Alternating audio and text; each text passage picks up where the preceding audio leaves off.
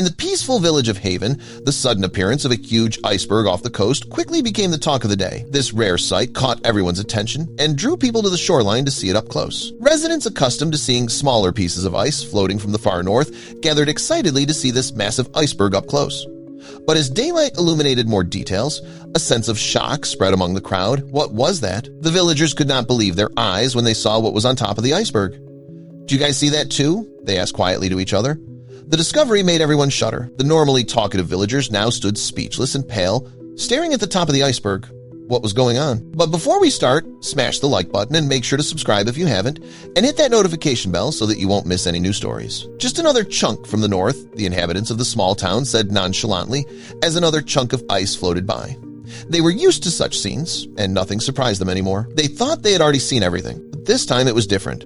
"Have you seen anything like this before?" whispered one villager to the other, both staring in disbelief.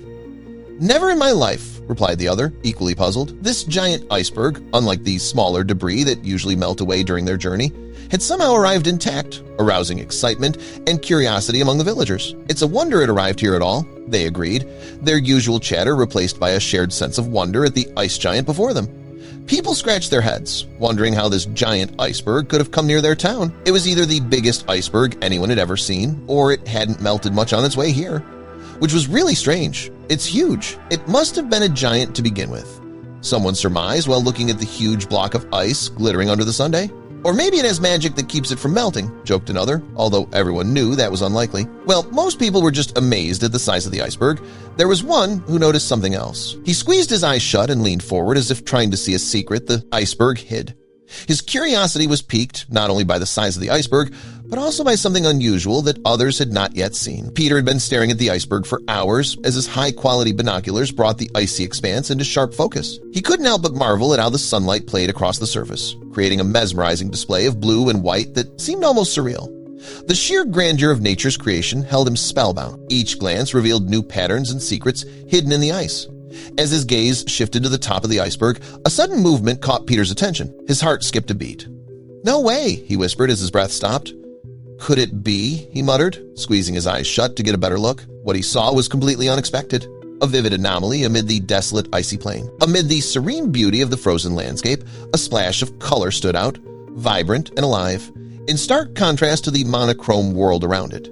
The discovery sent a thrill through his veins. Despite his efforts, Peter could not quite discern the details of the mysterious spectacle that had caught his attention, but he was certain something was moving purposefully across the icy landscape. After a few tense seconds, the movement vanished, slipping silently to the other side of the iceberg, leaving Peter with nothing but the cold, silent expanse of ice. He stood there with his binoculars still pressed to his eyes, a mixture of confusion and intrigue engulfing him.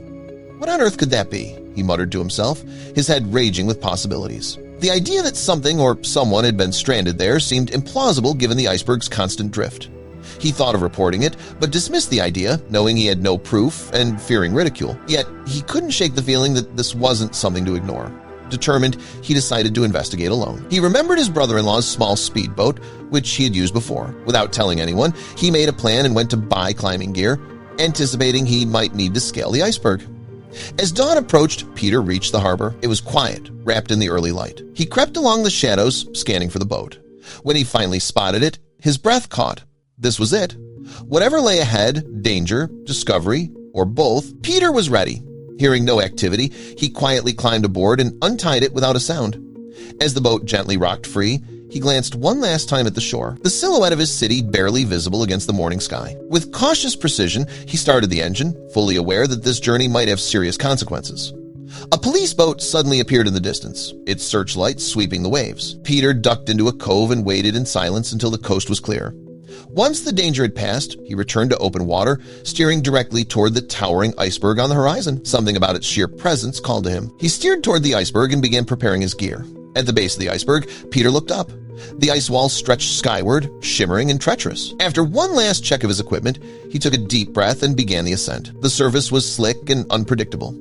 Each step required focus and strength.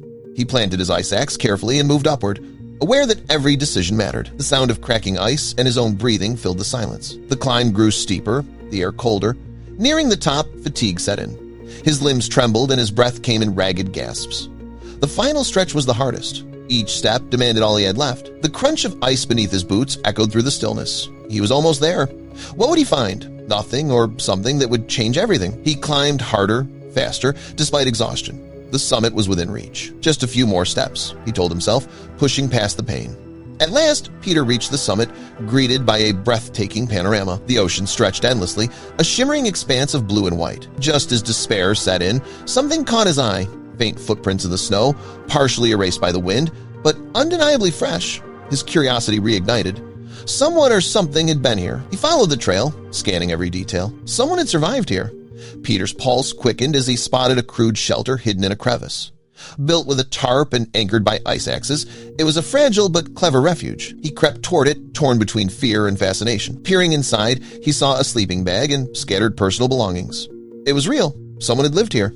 Inside, he found a worn journal, sketches, a flashlight, knife. Then Peter noticed scientific equipment, damaged instruments, weathered notebooks, a broken Geiger counter, a telescope. Someone was conducting research, he murmured. This wasn't just survival. It was a mission. Suddenly, the sky darkened. A fierce snowstorm rolled in without warning. Peter rushed into the shelter, bracing against the howling wind. All night, the storm raged. By dawn, the storm began to subside. The silence that followed was surreal. Emerging from the shelter, Peter's resolve returned. There was more to uncover. That's when he noticed them. New footprints in the snow. He was here recently, he whispered, his pulse quickening. Peter followed the trail across the hill, weaving between towering ice formations. His heart pounded as questions flooded his mind. Peter stood silently before the station, the icy wind brushing past him. The answers were close, now buried under snow, data, and time. Whatever this person had been doing, Peter was determined to find out. Peter marveled at the weather station, rocks, soil samples, and an old camera laid carefully arranged, all part of a floating laboratory in the middle of nowhere. This wasn't just shelter. It was a workspace for science and survival. The journals and observations belonged to a man named Dr. Jensen, whose notes revealed a life dedicated to studying climate change and glacial activity. His mission was bold, lonely, and full of risk. Peter couldn't help but admire his courage and commitment. Then, through the lifting fog, a shadowy figure emerged. Peter squinted in disbelief. It was Dr. Harold Jensen himself. Weathered by the elements, but still alert, he stared back in surprise at Peter's sudden appearance. After a brief pause, the two shared a moment of recognition. "Meeting someone here is the last thing I expected," Jensen said, his voice warm but tired. Peter told him everything, how he had spotted the iceberg, climbed it alone, and endured the storm. Dr. Jensen listened in awe, visibly moved by the young man's determination. When the fog cleared further, Jensen shared his own tale, how a sudden storm had trapped him, cutting off contact with the outside world. He had survived on dwindling supplies while continuing his research, never abandoning his mission. Recognizing the urgency of their situation, the two began pooling resources. With supplies low and the weather worsening again, they worked quickly to build a makeshift beacon using parts from Jensen's gear and Peter's climbing tools. They hoisted it high, hoping its signal would reach help before it was too late. As they waited, another storm rolled in, stronger than before. The wind battered the shelter, testing its limits. Huddled together, they shielded themselves from the cold, clinging to hope. The beacon's faint glow was their only connection to the outside world. "Will they see it?" Peter asked. "They must," Jensen replied, eyes locked on the storm. Suddenly, the roar of a helicopter cut through the wind. A dark shape emerged through the snow. Rescue had arrived. "It's a helicopter!" Peter shouted. Jensen smiled faintly, his strength nearly gone. The chopper hovered and adjusted its path toward them, its lights flashing through the blizzard. Crew members leaned out, waving frantically. "Hurry!" one of them yelled. Peter and Jensen struggled through the snow, each step heavy with exhaustion. Reaching the aircraft, they were helped aboard, collapsing into the warmth of the cabin. Inside, Peter turned to Jensen. "Did you ever think we'd get out?" he asked. Jensen nodded slowly. "It's a miracle," he said. A crew member explained that a store owner had raised the alarm, prompting search teams to scan the area. "And then we saw your beacon," another added. Without it, Peter nodded, quietly absorbing the reality they had come dangerously close to being lost forever.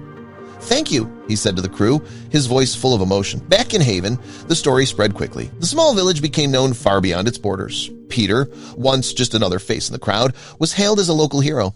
Side by side, he and Dr. Jensen shared their remarkable tale. Whenever people gathered to hear it, Jensen would begin, "If Peter hadn't acted so fast."